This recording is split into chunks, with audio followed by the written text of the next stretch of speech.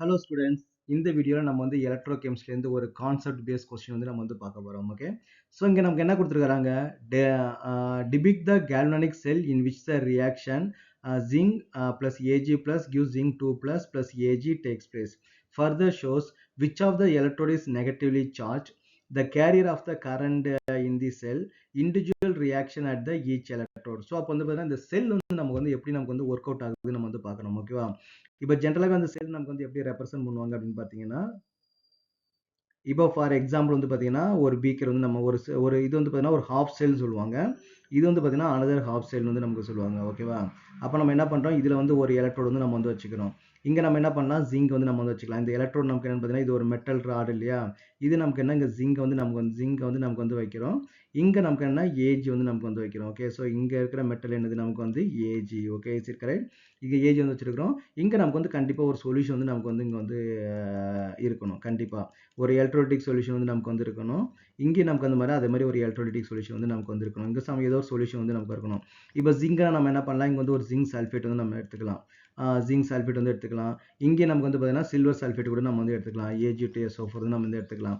இங்கே வந்து ஒரு எலக்ட்ரோலிட்டிக் சொல்யூஷன் நமக்கு வந்து ஆட் பண்ணணும். நெக்ஸ்ட் என்ன பண்ணணும்னா, இந்த ரெண்டு வந்து பார்த்தீங்கன்னா ஒரு ஒயர் மூலமாக நமக்கு வந்து கனெக்ட் பண்ணணும். இது ரெண்டு என்ன பண்ணால், ஒரு காப்பர் ஒயர் இருக்கு இல்லையா, ஒரு காப்பர் ஒயர் மூலம் நீங்கள் கனெக்ட் பண்ணீங்க அப்படின்னா, இங்கே வந்து ஒரு வோல்ட் மீட்டரோ இல்லைனா ஒரு அம்மீட்டரோ பண்ணிங்கன்னா நம்ம கரண்டோட ரிஃப்ளெக்ஷன் நம்ம வந்து இங்கே பார்க்க முடியும். நெக்ஸ்ட் முக்கியமாக என்ன, அது ரெண்டுக்கு நடுவில் வந்து பார்த்தீங்கன்னா ஒரு சால்ட் பிரிட்ஜ் வந்து நமக்கு வந்து ஆட் பண்ணணும். இங்கே வந்து பார்த்தீங்கன்னா இது வந்து பார்த்தீங்கன்னா சால்ட் பிரிட்ஜ் வந்து நமக்கு வந்து ஆட் பண்ணுறோம். ஓகேவா, ஸோ சால்ட் பிரிட்ஜ் வந்து ஆட் பண்ணியாச்சு. இப்போ நமக்கு வந்து இங்கே என்ன ரியாக்ஷன் வந்து கொடுத்துருக்காங்க, ஜிங்க் வந்து நமக்கு வந்து ஜிங்க் 2+ நமக்கு வந்து மாறுது. தட் மீன்ஸ் என்ன, ஆக்சிடைஸ் ஆகிருக்குது. அப்போ நம்ம இங்கே வந்து நமக்கு வந்து ஜிங்க் வந்து இதுதான் மாதிரி இருக்குது. ஜிங்க் வந்து நமக்கு வந்து 2+ வந்து மாறி இருக்குது. ப்ளஸ் நமக்கு என்ன, 2 எலக்ட்ரான்ஸ் வந்து நமக்கு வந்து வெளியில் வந்து கொடுத்துருக்கு. சரி, கரெக்ட். நெக்ஸ்ட் என்ன பண்ணுறாங்க, சில்வரை நமக்கு வந்து ரெடியூஸ் ஆகிருக்குது. அப்போ நமக்கு வந்து ஏஜி ப்ளஸ் வந்து இருக்குது. இது என்ன பண்ணால் எலக்ட்ரான்ஸ் வந்து எடுத்துக்கிட்டு, இந்த 2 எலக்ட்ரான்ஸையும் நமக்கு வந்து எடுத்துக்கணும் இல்லையா. அப்போ இங்கே நமக்கு வந்து 2Ag வந்து நமக்கு வந்து இருக்கும்.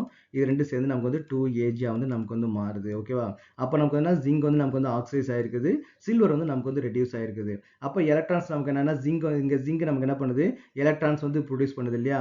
அப்போ இந்த எலக்ட்ரான்ஸ் என்ன பண்ணும், இந்த ஒயர் வழியாக நமக்கு வந்து இங்கே வந்து நமக்கு வந்து போகும். ஓகேவா, அப்போ நமக்கு வந்து கரண்ட் நமக்கு என்ன ஆகும், இந்த ஆப்போசிட் டைரக்ஷனில் வந்து நமக்கு வந்து பாஸ் ஆகும். Okay, is it correct? So இதான் நமக்கு வந்து மெக்கானிசம். இப்போ நமக்கு வந்து கொஸ்டின் என்ன கேட்டாங்க, debit the galvanic cell in which of the cell. இப்போ நம்ம செல் ரியாக்ஷன் நம்ம வந்து எப்படி எழுதுவோம்னு பார்த்தீங்கன்னா, முதல்ல நமக்கு என்ன பண்ணால் ஜிங்க் வந்து இருக்குது. ஜிங்க் வந்து நமக்கு என்னதான் மாறுதுன்னு பார்த்தீங்கன்னா, ஜிங்க் வந்து ஜிங்க் 2+ நமக்கு வந்து மாறுது.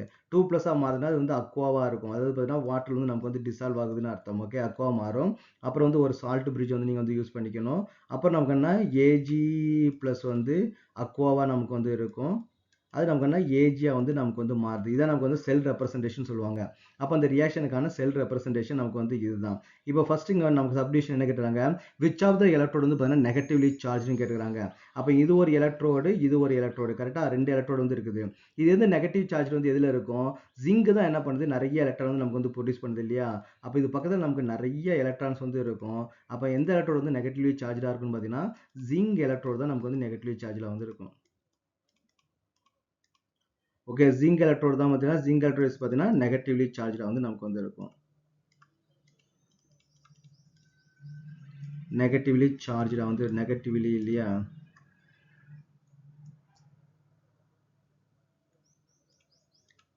நெகட்டிவ்லி சார்ஜில் வந்து நமக்கு வந்து இருக்கும். ஓகே, ஜிங்க் எலக்ட்ரோடு தான் நமக்கு நெகட்டிவ்லி சார்ஜாக இருக்கும். நெக்ஸ்ட் என்ன பண்ணுறது, அது கேரியர் ஆஃப் த சர்க்யூட் இன் த செல். இது நமக்கு வந்து எது நமக்கு வந்து கரண்ட் வந்து கேரி பண்ணணும்னு பார்த்தீங்கன்னா, இந்த எக்ஸ்டர்னல் சர்க்யூட் வந்து இருக்கு இல்லையா, இந்த ஒயர் வந்து இருக்குது இல்லையா, இந்த ஒயர் ஆர் வந்து பார்த்தீங்கன்னா எக்ஸ்டர்னல் சர்க்யூட்னு சொல்லுவாங்க. இது ஒரு ஹாஃப் செல், இது ஒரு ஹாஃப் செல், இந்த ரெண்டும் சேர்ந்து தான் நமக்கு வந்து ஒரு ஃபுல் செல் அப்படின்னுவோம். இங்கே நம்ம பண்ணால் எக்ஸ்டர்னல் சர்க்யூட் ஆர் ஒயர். அப்போ நமக்கு என்ன ஆகுது, இந்த ஒயர் தான் வந்து நமக்கு வந்து கரண்ட் வந்து நமக்கு வந்து கேரி பண்ணுது. Wire is the carrier of the current, carriers of the current. Okay, next என்ன கேட்டாங்க, individual reaction at each electrode. அப்போ இதான் நடக்கும். ஆனோட நமக்கு எப்பவுமே ஆக்சிடேஷன் தான் நடக்கும். ஓகேவா, இது வந்து நமக்கு என்ன, ஆனோடு நமக்கு வந்து இந்த ரியாக்ஷன் வந்து நடக்கும், கேத்தோடில் இந்த ரியாக்ஷன் நடக்கும். ஓகேவா, ஸோ அப்போ நமக்கு என்ன பண்ணால், இது வந்து நமக்கு வந்து ஆனோடு, இங்கே இது பேர் நம்ம என்ன சொல்லுவோம் பார்த்தீங்கன்னா ஆனோட்னு சொல்லுவோம். இங்கே இருக்க நமக்கு வந்து கேத்தோன்னு சொல்லுவோம். அப்போ ஆனோட்ல நமக்கு எப்பவுமே நமக்கு என்னது ஆக்சிடேஷன் நடக்கும். இங்க நமக்கு வந்து ஆக்சிடேஷன் வந்து நடந்திருக்குது. கேத்தோட் நமக்கு வந்து ரிடக்ஷன் நடந்திருக்கும். ரிடக்ஷன் வந்து நடந்திருக்குது. அப்போ individual reaction at each electron கேட்டாங்கன்னா இதான் நமக்கு வந்து கொடுத்துருப்பாங்க. இது எலக்ட்ரோகெமிஸ்ட்ல ஒரு பேசிக் கொஸ்டின். அப்போ ஒரு எலக்ட்ரோகெமிஸ்ட்ரி ஒரு செல் வந்து எப்படி ஒர்க் ஆகுது, ஆனோட்னா என்ன, கேத்தோட்னா என்ன, ஆக்சிடேஷனா என்ன, ரிடக்ஷனா என்ன, கரண்ட் எப்படி ஒரு இடத்துல இருந்து இன்னொரு இடத்துக்கு வந்து பாஸ் ஆகுது, இது எல்லாத்தையுமே டீட்டெயிலாக எக்ஸ்பிளைன் பண்ணுறதுக்கு இந்த கொஸ்டின் வந்து நமக்கு மோர் யூஸ்ஃபுல்லாக வந்து இருக்கும். அப்போ இந்த கொஸ்டின் நீங்கள் நல்லா அண்டர்ஸ்டாண்ட் பண்ணிக்கிட்டீங்க அப்படின்னா எலக்ட்ரோகெமிஸ்ட்ரியோட பேசிக் கான்செப்ட் வந்து நல்லா புரிஞ்சிருச்சுன்னு அர்த்தம்.